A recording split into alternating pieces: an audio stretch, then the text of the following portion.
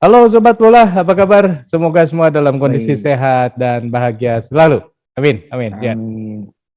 Indonesia Timnas U20 sudah melakukan uji coba pertamanya melawan tim lokal. Namanya apa bro? Betul. Aduh agak susah nih kok ngapalinnya. Cakali Sports. Kali Chris Force.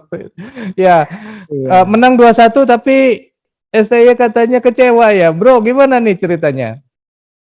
Iya, memang dari hasil pertandingan ini memang kan yang dipilih adalah tim lokal ya, tim amatir di Kota Antalya. Ya, itu adalah Cakali Sports tadi. Nah, dari hasil pertandingan walaupun menang 2-1, ini rasanya masih banyak evaluasi yang harus dilakukan, pembenahan-pembenahan yang harus segera dilakukan. Karena ternyata kebiasaan lama pemain Indonesia itu kembali terjadi gitu. Hmm, Walaupun sebetulnya di kualifikasi kelemahan-kelemahan dan kebiasaan-kebiasaan yang biasa terjadi itu sebetulnya sudah sempat hilang. Cuma anehnya muncul lagi sekarang, yaitu pemain Indonesia tuh bermain dengan gaya yang statis ya. Jadi begitu kehilangan bola tidak berusaha lagi untuk melakukan counter pressing. Jadi yang ada mereka sempat jeda waktu untuk berdiam gitu ya, sempat diam, sehingga ini yang berbahaya adalah kalau ini terjadi counter attack. Itu yang kemudian menjadi titik fokus dari STY tadi. hmm, Makanya sebetulnya ada kebingungan juga dari STY, kenapa ini kebiasaan yang lama sudah pernah sempat hilang, kok muncul lagi gitu loh. hmm. Apakah imbas dari mereka sempat vakum, katakanlah ya, untuk kembali bergabung di timnas setelah mereka dikembalikan ke klubnya, atau bagaimana? Itu yang kemudian menjadi sumber kegelisahan dari STY. Gitu, Hmm. bro. Andaikan nanti di Spanyol bisa hilang lagi gitu kan, tapi Hmm. kalau misalnya tidak diketahui sumbernya dari mana, bisa jadi ketika nanti setelah dari Spanyol, kemudian nanti ngumpul lagi sebelum Piala Asia, malah jadi kejadian lagi kan, ya itu Tentu kan yang gini, jadi kecemasan. ya betul. Tapi memang bagusnya ya, ini terlihat koreksi yang harus dilakukan justru di pertandingan awal laga persahabatan melawan tim lemah sebetulnya. Hmm. Nah, eh, karena sejak dari awal sudah bisa teridentifikasi bahwa kelemahan pemain-pemain Indonesia adalah seperti itu, pastinya dari tim kepelatihan di bawah STY nanti mereka pasti akan berbenah gitu. Dan rasanya sih ini mungkin juga ya karena ini ya mungkin atmosfer pertandingan juga berbeda, kemudian mereka juga baru berkumpul kembali, itu juga bisa menjadi persoalan. Tapi kalau misalkan kebiasaan-kebiasaan lama ini menjadi sebuah penyakit akut, ini yang berbahaya Hmm. gitu. Dan saya pikir tentu dari STY akan ini ya akan melakukan perombakan atau melakukan ini pembenahan dalam hal seperti ini gitu. Ya, ya sebentar nih pertanyaannya. Ini yang sekarang hadir di Hmm. Turki ini kan pemain yang sama kan dengan yang kemarin dikualifikasi?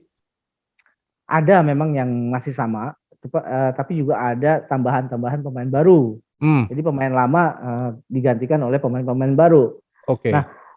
tentu kan dari pertandingan awal ini sebetulnya ini juga bagian dari proses ini ya seleksi.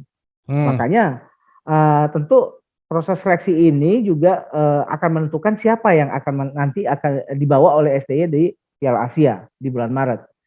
Pastinya tentu pemain-pemain semua akan berusaha menunjukkan skillnya.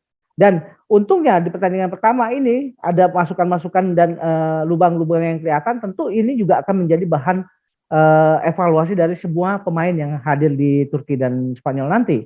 Dan yang kita harapkan adalah perbaikan itu akan segera dilakukan. Cuma hmm. memang yang menjadi pertanyaan adalah ini kan TC di Turki dan Spanyol itu kan akan berakhir di bulan Desember. Nah, setelah itu kan ada jeda mereka mungkin libur ya. Hmm. Tapi dari sejak mereka libur kemungkinan di akhir-akhir Desember atau di awal Januari sampai dengan Maret ini kan ada jeda waktu. Mungkin itu yang saya khawatirkan bahwa apakah ini bisa di maintenance gitu loh. Apa yang didapat dari TC di Turki dan Spanyol. Mudah-mudahan sih tentu ini harus bisa di maintenance oleh pemain, semua pemain bahwa ajang yang sudah semakin dekat, walaupun butuh waktu katakanlah ada 2-3 bulan, tapi mereka tidak boleh kehilangan fokus. Itu aja yang penting. Ya, betul.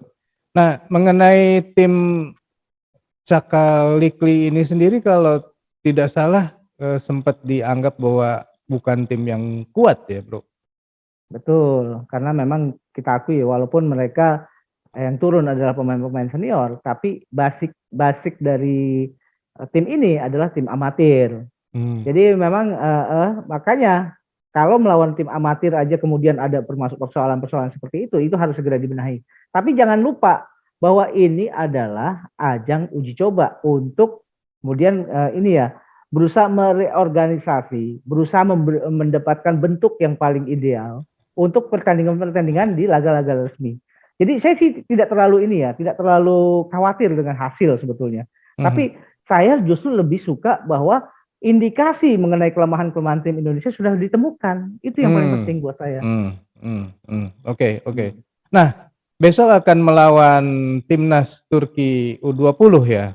Kira-kira seperti apa nih, Bro? Ya pasti ini ya pembenahan itu sudah dilakukan. Dan pemain-pemain juga mestinya sudah bisa mengevaluasi diri hasil dari masukan-masukan dari tim kepelatihan. Apalagi nanti yang akan dilawan adalah timnas Turki Under 20 yang bersiap juga untuk menghadapi Piala Eropanya Under 20 di tahun 2023. Jadi tentu yang dipilih adalah pemain-pemain pilihan dari timnas Turki, dan ini juga menjadi sebuah ajang yang paling benar yang untuk bisa kita menunjukkan kualitas gitu loh. Dan pasti yang terjadi adalah Indonesia akan mendapatkan lawan yang mungkin secara kualitas lebih baik. Nah, bagaimana cara pemain kita kemudian harus menghadapi pemain-pemain yang secara kualitas lebih baik, itu tentu adalah peran dari pelatih. Bagaimana kemudian STY menerapkan taktik dan strategi, itu yang paling penting. Jadi tentu kita tidak bisa menyatakan bahwa Indonesia pasti akan begini, akan dikalahkan dengan mudah. Belum tentu juga, gitu loh. Karena lagi-lagi kita masih punya harapan dan gambaran bahwa STY ini pelatih yang kreatif, pelatih yang punya variasi banyak skema permainan, dan kita harapkan juga bahwa melawan timnas Turki ini, pemain-pemain lebih termotivasi untuk menunjukkan skillnya, gitu bro. Ya. Dan cukup beruntung juga ya bahwa laga besok timnas Indonesia uji coba dengan Turki ini akan disiarkan oleh salah satu TV nasional. Iya, saya dengar begitu. Jadi alhamdulillah banget nih kita bisa melihat bagaimana perkembangannya. Apakah kemarin itu yang melawan Cakalikli itu bisa kemudian dibenahi dengan segera atau tidak, atau bagaimanalah nanti kita melihat jalinan kerjasama, kemudian bagaimana pemain bisa chemistry-nya bisa dapat, dan kita juga masih mengharapkan bahwa ada tambahan amunisi juga dari ini ya, dari pemain naturalisasi dari Justin Hübner dan Ivar Jenner. Yang saya dengar begitu mereka mendengar bahwa Indonesia timnasnya sedang melakukan TC di Turki dan Spanyol, mereka begitu antusias ya. Nah, kalau antusiasme ini kemudian didorong juga oleh kecepatan dari para pengurus atau stakeholder sepak bola nasional dan juga dari pihak pemerintah itu untuk segera bisa merealisasikan proses naturalisasi dan mereka bisa segera bergabung, itu akan sangat bagus, sangat ideal menurut saya.